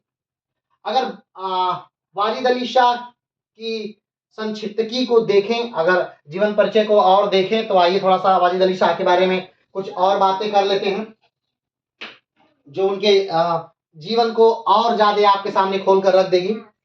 तो संगीत रचना के लिए अख्तर पिया, यानी कि वाजिद अली शाह जो हैं वो जब संगीत लिखते थे, यानी गाने लिखते थे, रचनाएं करते थे, या जब वो लेखक के तौर पर रचनाएं करते थे, तो वाजिद अली के नाम से नहीं करते थे। ठीक, वो अख्तर पिया के नाम से किया करते थे। वो उन्होंने अपना उपनाम रखा था, यानी लेखक के तौर पर वाजिद अली ने अपना नाम अख्तर पिया रखा था, और उसी अख्तर पिया के नाम से वो रचनाएं लिखते थे। ये बातें शायद बोर्ड पे नहीं है, तो इसे लिख लीजिएगा। वाजिद अली शाह के बारे में अगर और बातें करें, तो वाजिद अली ने कई नए रागों की रचना की, कई नए राग बनाए, जैसे भैरवी है। कारण ये था कि वाजिद अली शाह के जो गुरु थे वो तानसेन के वंशज थे, और वाजिद अली शाह ने बहुत पारंगतता हासिल की थी संगीत में। तो उन्होंने कई रागों का निर्माण किया, जैसे जोगी, जूही, बहुत सारे रागों का निर्माण किया, और उसे बहुत बेहतरीन ढंग से गाया भी करते थे वाजिद अली शाह। कहा जाता है कि ठुमरी वाजिद अली द्वारा बनाया गया था। वैसे तो ठुमरी काफी प्राचीन है, लेकिन कुछ इतिहासकार मानते हैं कि ठुमरी का विकास जो है वाजिद अली शाह ने किया। ठुमरी का विकास वाजिद अली शाह ने किया। कथक का नवीनतम रूप का विकास वाजिद अली शाह ने किया। कथक को बहुत कुछ वाजिद अली शाह ने दिया, और स्वयं कथक के बड़े कलाकार वाजिद अली शाह थे, और एक कथक पे कई उन्होंने पुस्तकें भी लिखी थी। वाजिद अली शाह ने कथक नृत्य पर कई पुस्तकें लिखी। तो आप सोच सकते हैं वो कितने महान व्यक्ति रहे होंगे वाजिद अली शाह। ठाकुर प्रसाद जो थे, ठाकुर प्रसाद एक व्यक्ति हैं जो कि वाजिद अली शाह के गुरु हैं, कथक के। वो कथक के गुरु हैं वाजिद अली शाह के, उनको कथक सिखाते थे। और जब वो कथक सीखते हैं वाजिद अली शाह, तो बहुत सारी नई चीजें कथक में जोड़ते हैं। ठीक, क्योंकि ये वो क्लास नहीं है, ये चूंकि इतिहास की क्लास है, नहीं तो इसमें हम और ज्यादा इस साहित्य को और लाते, कथक की बारीकियों को भी बताते और उसमें ये भी बताते कि किस प्रकार से कथक में कौन कौन सी विधा उन्होंने जोड़ी थी। लेकिन इससे क्लास काफी लंबा हो जाएगा और लेंदी हो जाएगा, तो कोई मतलब नहीं मिलेगा। आगे बात करें तो उनके शासन के समय लखनऊ घराना अस्तित्व में आया। जैसे अलग अलग घरानों का आपने नाम सुना होगा, लखनऊ घराना, बनारस घराना, ग्वालियर घराना। तो जो लखनऊ घराना था, इतनी वाजिद अली शाह के समय ही अपने अस्तित्व में आया और आज तक वो लखनऊ घराना बना हुआ है। तो लखनऊ घराना के जो पितामह हैं वो एक तरह से वाजिद अली शाह ही हैं। वाजिद अली शाह को हिंदुस्तानी थिएटर का पहला नाटककार कहा जाता है। आप सोचिए, ये कितनी बड़ी उपाधि है। हिंदुस्तानी थिएटर का पहला नाटककार कहा जाता है वाजिद अली शाह को, क्योंकि जब वो कथक करते हैं और कथक में वो कृष्ण बनते हैं, कथक में जब वो राधा बनते हैं, तो किस प्रकार से अपने आप को प्रस्तुत करते हैं, किस प्रकार से अभिनय करते हैं। तो पहला नाटककार, उन्हें हिंदुस्तानी थिएटर का पहला नाटककार कहा जाता है वाजिद अली शाह को। तो अब सोचिए, वाजिद अली शाह भले एक बेहतरीन राजा नहीं रहे, बेहतरीन प्रशासक नहीं रहे, लेकिन वो बेहतरीन साहित्यकार, बेहतरीन रंगमंच के कलाकार, बेहतरीन कवि, बेहतरीन लेखक, बेहतरीन शायर रहे हो वाजिद अली शाह। ठीक, चलिए आगे बढ़ते हैं। वाजिद अली शाह ने 31 साल तक कलकत्ता में निर्वासन में रहे। वाजिद अली शाह को निर्वासित कर दिया गया कब? आप देख ही रहे 1856 में एक तरह से निर्वासित कर दिया गया, कलकत्ता भेज दिया गया। ठीक, और वही कलकत्ता में 31 साल तक वो रहे, कलकत्ता में ही। ठीक, कमेंट बॉक्स में बताइएगा कि कलकत्ता को किन शहरों से मिलाकर बनाया गया था और कलकत्ता कब बना था और कलकत्ता किस नदी के किनारे है। तीनों बातों को कमेंट बॉक्स में बताइए। आगे बढ़ते हैं। वाजिद अली जब एक कथक करते थे तो एक कृष्ण बन जाते थे। वाजिद अली बेहतरीन कथक करते हैं, ठीक है, और कथक करते समय वो किसका रोल अभिनय करते हैं? कृष्ण का। अब सोचिए, एक मुसलमान, अब आज के समय में भले हिंदू मुसलमान चल रहा है, लेकिन अब वाजिद अली शाह देखिए क्या कर रहे हैं, बेहतरीन कथक कर रहे हैं और कथक में किसका रोल अभिनय कर रहे हैं? तो कृष्ण का। वहां नहीं है हिंदू मुसलमान, बस कला है। तो आप देख सकते हैं कि जो बेहतरीन कलाकार हैं, चाहे वो रस खान रहे हों और चाहे वो रहीम रहे हों, वो संस्कृत के महान विद्वान रहे हों और बड़े कृष्ण भक्त रहे हैं। क्यों? क्योंकि एक कलाकार के लिए ये धर्म मायने नहीं रखता, धर्म मायने रखता है राजनेताओं के लिए, क्योंकि उनको हमेशा एक ऐसा मुद्दा चाहिए जो ज्वलंत रहे और जिसके बेस पर वो वोट ले सके। लेकिन एक कलाकार के लिए चीजें थोड़ी चाहिए। अब देख लीजिए, एक अवध का नवाब, एक तरह से अगर कहा जाए तो राजा, एक कला के मंच पर जो हिंदुस्तानी थिएटर का पहला नाटककार कहा जा रहा है और वो कथक कर रहा है, वो एक मुसलमान है और वो कृष्ण का अभिनय कर रहा है। लेकिन फिर भी ये बातें लोगों की समझ में नहीं आ रही हैं और ना ही हमें पढ़ाया जा रहा है, ना ही हमें बताया जा रहा है। ये बातें बस इतिहास से छुपाई जा रही हैं कि ऐसा भी होता था। ठीक है, चलिए आगे बढ़ते। वाजिद अली शाह का जन्म 30 जुलाई 1822 में फरहत बख्त पैलेस में हुआ था। वाजिद अली शाह का जन्म कब हुआ है? तो 30 जुलाई 1822 में फरहत बख्त पैलेस, यही फैजाबाद में ही हुआ था। आगे बढ़ते हैं। वाजिद अली की मां का नाम आलिया बेगम था। वाजिद अली की मां का नाम क्या है? आलिया बेगम। हमने बताया था कि जब वाजिद अली शाह का जन्म हुआ तो आलिया बेगम ने बहुत सारे ज्योतिषियों को बुलाया और कहा कि इसका भाग्य बताइए। ज्योतिषियों ने कहा कि भाई ये तो बैरागी हो जाएगा। तो आलिया बेगम ने कहा कि इसका हल बताइए। तो ज्योतिषियों ने कहा कि जब इसका जन्मदिन आए, हर जन्मदिन पर इसको जोगी का कपड़ा पहनाइए, ठीक, और जोगी का कपड़ा पहनाकर इसको वो जोगी वाला संस्कार भी दीजिए। तो इससे क्या होगा कि इसके जो ग्रह नक्षत्र हैं वो कट जाएंगे, ये जोगी नहीं बनेगा। तो वैसा ही किया गया। इसके जन्म से लेकर के मृत्यु तक इन्होंने ऐसा ही किया, वैसा ही होता चला, यहां तक कि जोगी मेला भी लगना शुरू हुआ वाजिद अली शाह के लिए ही। वाजिद अली शाह ने ही जोगी मेला लगवाना शुरू कर दिया। चलिए आगे बढ़ते हैं। 24 साल की उम्र में गद्दी पर बैठे वाजिद अली शाह 24 साल की उम्र में 1847 में गद्दी पर बैठे थे, यानी नवाब बने। 1847 में नवाब बने वाजिद अली शाह अजमत अली शाह की मृत्यु के बाद। अजमत नहीं, अमजद अली खान एक भारतीय एक्टर भी थे, तो उन्हीं के नाम से आप इनके पिता का नाम याद कर सकते हैं कि अमजद अली जो हैं के मृत्यु के बाद 1847 में, ठीक, 24 साल की उम्र में वाजिद अली शाह गद्दी पर बैठे। आगे बढ़ते हैं। अंग्रेज सरकार ने उन्हें 1 लाख, कहीं कहीं ये अमाउंट 12 लाख भी है, अब जो आपको मानना है आप मान लीजिए। अंग्रेजी सरकार इन्हें 1 लाख या 12 लाख रुपए सलीना, वैसे 12 लाख ही रहा होगा, 12 लाख रुपए सलीना गुजारा भत्ता देती थी। कितना देती थी? 12 लाख रुपए वार्षिक वाजिद अली शाह को दिया जाता था। ठीक, तभी का एक किस्सा है कि उन्हें 12 लाख रुपए सलीना दिया जाता था और उनके किसी एक बेटे ने अंग्रेजों से कंप्लेन कर दी कि भाई मेरी माँ को तो वाजिद अली शाह यानी मेरे पिता देते ही नहीं है, पैसा दे ही नहीं रहे हैं। तो अंग्रेजों ने कहा वाजिद अली शाह कि भाई 2000 रुपए, 2525 रुपए इस महिला को आप देंगे। तो वाजिद अली शाह ने कहा कि ठीक है, देखिए हम इनसे अभी के अभी तलाक लेते हैं। तो अपना खर्चा कम करने के लिए वाजिद अली शाह ने अपनी 27 बेगमों को एक साथ तलाक दे दिया।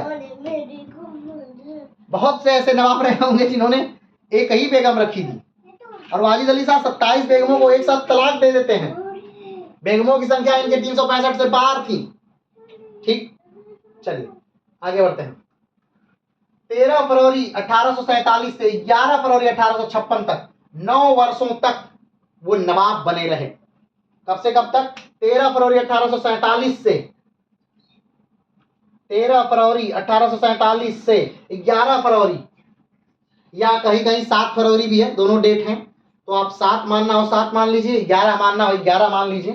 ठीक, तो 7 फरवरी या 11 फरवरी 1856 तक, यानी 9 वर्ष तक, यहाँ दोनों सन लिख दिए, दोनों बातें लिख दी हैं। 9 वर्ष तक वाजिद अली शाह जो हैं वो नवाब के पद पर बने रहते हैं। ठीक है, आगे बढ़ते हैं। इनके पिता का नाम क्या था? तो अमजद अली खान था। वाजिद अली शाह के पिता का नाम अमजद अली खान था। ठीक है, आगे बढ़ते हैं। 65 वर्ष की उम्र में इनकी मृत्यु हो जाती है। वाजिद अली शाह की मृत्यु कब हो जाती है? तो 65 वर्ष की उम्र में वाजिद अली शाह की मृत्यु हो गई। वाजिद अली शाह की पहली पत्नी आलम आरा थी। कौन थी? पहली पत्नी आलम आरा थी। वाजिद अली शाह की पहली पत्नी आलम आरा, हमने बताया भी कि 1931 में एक फिल्म आई थी, पहली भारतीय बोलती फिल्म, जिसका नाम था आलम आरा। क्योंकि उसकी स्टोरी और इन आलम आरा की से कोई लेना देना नहीं है। उसमें एक बंजारे, एक अमीर, एक लड़का एक लड़की की प्रेम कहानी है, वो अलग स्टोरी है, इसका कोई लेना देना नहीं है, बस नाम याद हो जाए इसलिए बता रहे हैं। तो वो आलम आरा थी, पहली भारतीय फिल्म। बताइएगा कि पहली भारतीय फिल्म कौन सी थी? पहली बोलती फिल्म तो आलम आरा थी, 1931 में आई थी। पहली भारतीय फिल्म कौन थी और वो कब आई थी? चलिए आगे बढ़ते हैं। वाजिद अली एक कवि, नाटककार, नर्तक थे। वाजिद अली को कौन थे? एक बेहतरीन कवि भी थे, एक बेहतरीन लेखक भी थे, एक बेहतरीन गद्य लेखक थे, एक बेहतरीन पद्य लेखक थे। ठीक है, तो एक बेहतरीन सज्जन व्यक्ति भी थे। तो साहित्य से वाजिद अली शाह का काफी ज्यादा रुझान रहा, और उतना साहित्य लिखना शायद किसी के बस की बात आज के समय में भी नहीं है। ठीक है, आगे बढ़ते हैं। वाजिद अली शाह ने कथक की शुरुआत की थी।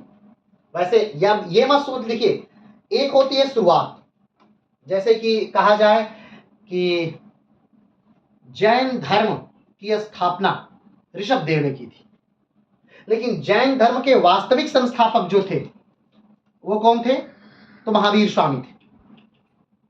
तो उसी प्रकार इन्होंने कथक के लिए बहुत सारा योगदान दिया था। इनके कथक के गुरु, ठीक, ठाकुर प्रसाद। अब आप सोच रहे हैं कि कथक जब ये सीखे हैं ठाकुर प्रसाद, तो स्वाभाविक बात है कथक इनसे पहले से रहा होगा। ठीक, कथक इनके पहले से था, लेकिन कथक में बहुत सारी चीजों का समावेश जो है वो वाजिद अली शाह ने स्वयं से किया। तो इसलिए कथक के क्षेत्र में इनका महान योगदान माना जाता है। आगे बढ़ते हैं।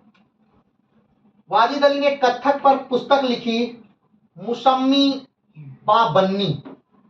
कत्थक पर एक पुस्तक है वाजिद अली शाह की जिसका नाम है मुसम्मी बा बन्नी। ये कत्थक की पुस्तक है, मात्र कत्थक पर ही लिखी गई है वाजिद अली शाह द्वारा। आगे बढ़ते हैं। वाजिद अली की कब्र निस्बतनबाद में इमामबाड़ा में बुर्ज में है, यानी कि पश्चिम बंगाल में है। कुल मिलाकर के इसकी कब्र, वाजिद अली शाह की कब्र 31 साल इन्होंने अपने निर्वासन में कलकत्ता में गुजारे और वहीं पर इनकी मृत्यु हो गई और वहीं पर पश्चिम बंगाल में ही इनकी कब्र है वाजिद अली शाह की। आगे बढ़ते हैं।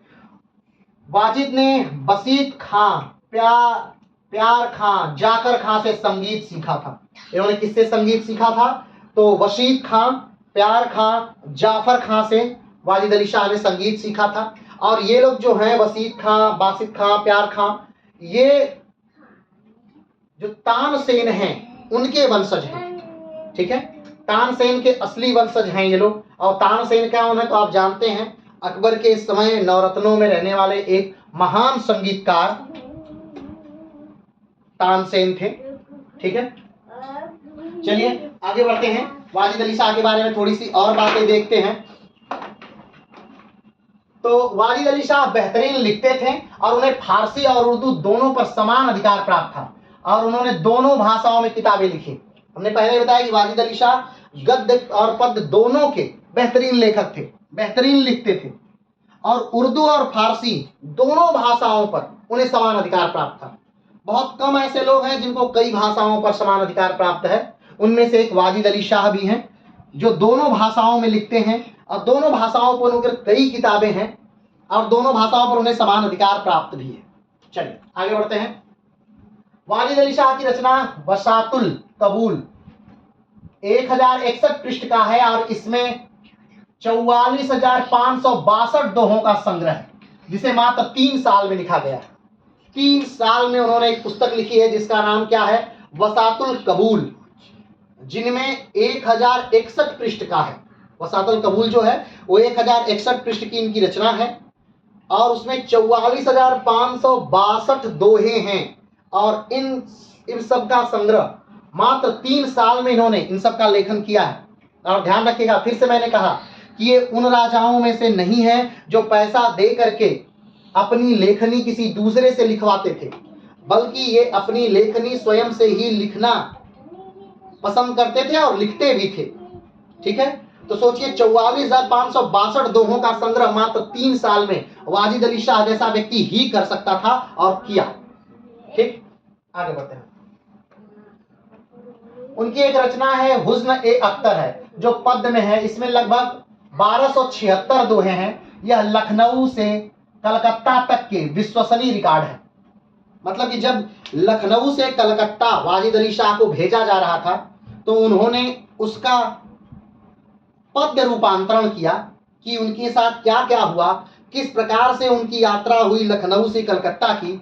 उस यात्रा का पूरा संग्रह जो है उन्होंने हुस्न-ए-अख्तर नामक पुस्तक में लिखा और ये हुस्न-ए-अख्तर नामक जो पुस्तक है उसमें 1276 दोहों का ये पूरा संग्रह है जो और विश्वसनीय। ऐसा नहीं कि इन्होंने ऐसी बातें लिखी हैं जिस पर विश्वास न किया जाए। विश्वसनीय 1276 दोहों का संग्रह है। कौन, क्या नाम है? हुस्न-ए-अख्तर, जो लखनऊ से कलकत्ता तक के इनके निर्वासन के दौरान की यात्रा का बेहतरीन वर्णन। आगे बढ़ते हैं। उन्होंने 60 से अधिक रचनाएं लिखी लेकिन उनकी अधिकांश रचनाएं उपलब्ध नहीं है। वाजिद अली शाह ने कितनी रचनाएं लिखी? तो 60 से ज्यादा। कितनी रचनाएं लिखी? 60 से ज्यादा रचनाएं लिखी, लेकिन अब अधिकतर रचनाएं जो हैं उनकी वर्तमान समय में नहीं उपलब्ध हैं। वो सारी रचनाएं चाहे खो गई हैं या रखने की कमी के कारण आज हमारे पास उपलब्ध नहीं है, लेकिन फिर भी बहुत सारी रचनाएं उनकी उपलब्ध हैं और उसी रचनाओं के आधार पर ही उन्हें बेहतरीन साहित्यकार माना जाता है। आगे बढ़ते हैं। नवाब राज्य खोने के बाद पहले कानपुर गए, फिर अपने रिश्तेदारों, संगीतकारों, नर्तकियों, रसोइयों के साथ 13 मई 1856 को स्टीमर से कलकत्ता पहुंचे।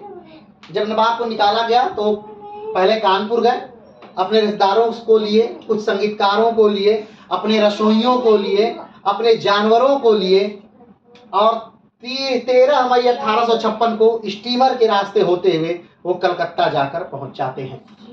ठीक है। 19वीं सदी के मध्य में यात्रा करते हुए गार्डिन डे टैसी ने वाजिद अली शाह के बारे में लिखा है। एक यूरोपियन वाजिद अली शाह के बारे में क्या लिखता है, इसे इस प्रकार से आप देख सकते हैं। मुझे यहाँ राजनीतिक संकल्प की सराहना करने की जरूरत नहीं है, ना ही मुझे एक सम्राट के रूप में वाजिद अली शाह के गुणों या दोषों की सराहना करनी है, लेकिन मैं उन्हें एक प्रतिष्ठित विद्वान और हिंदुस्तानी के प्रख्यात कवि के रूप में पसंद करता हूँ।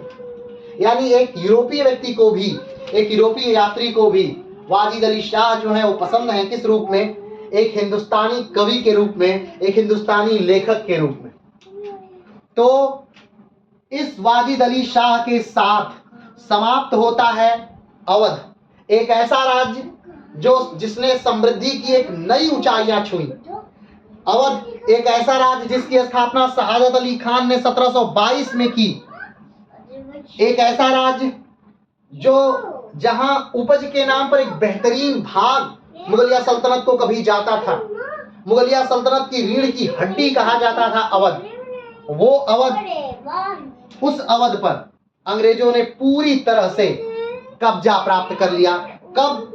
वो समय है 1856। कौन सा समय है? 1856, जब वाजिद अली शाह को निर्वासित कर दिया गया, उन्हें भेज दिया गया बंगाल, या यूं कहें तो कलकत्ता निर्वासित कर दिया गया। और कलकत्ता में ही 31 साल का निर्वासन उन्होंने किसी प्रकार से सहा और वहीं पर उनकी मृत्यु हो गई। एक ऐसा नवाब जिसने नृत्य को, जिसने गायन को, वादन को, कई शैलियों को प्रोत्साहन दिया, जिसने साहित्य को काफी ज्यादा प्रोत्साहन दिया, जिसने हर उस चीज को बढ़ावा दिया जो कि अवध के में 4 चांद लगा सके। एक बहुत फेमस कवि हैं मिर्जा गालिब, आप सब उनका नाम जानते होंगे। मिर्जा गालिब को भी 500 रुपए का वार्षिक भत्ता वाजिद अली शाह द्वारा दिया जाता था। तो आप समझिए कि वाजिद अली शाह कितने बड़े विद्वान हैं। या फिर डॉक्टर जीडी भटनागर की वो लाइनें मैं आपके सामने फिर से दोहराता हूं, और इसी के साथ इस क्लास का अंत हो रहा है और अवध की आज समाप्ति हो रही है। फिर से एक नए टॉपिक के साथ हम आएंगे, लेकिन वाजिद अली शाह की ये लाइनें याद रखिएगा। वाजिद अली का स्वभाव जटिल था, हालांकि वह मौज मस्ती करने वाले व्यक्ति थे, लेकिन वह ना तो एक बेईमान थे और ना ही एक बुद्धिहीन व्यक्ति। एक प्यारे और उदार सज्जन व्यक्ति थे। वह एक विलासी व्यक्ति थे, फिर भी शराब नहीं पीते थे। हालांकि वह मौज मस्ती में डूबे रहते थे, फिर भी लेकिन अपनी 5 नमाजें कभी नहीं छोड़ी। यह वाजिद अली शाह की साहित्यिक और कलात्मक उपलब्धियां थीं जो उन्हें उनके समकालीनों से अलग करती थीं। यह है वाजिद अली शाह, जिनका शासनकाल 1847 से 1856 तक रहा, जिन्होंने अवध के आखिरी नवाब या 11वें नवाब के तौर पर कार्य किया। आज के लिए इतना ही, फिर मिलते हैं एक नए वीडियो के साथ। तब तक के लिए नमस्कार, धन्यवाद, जय हिंद।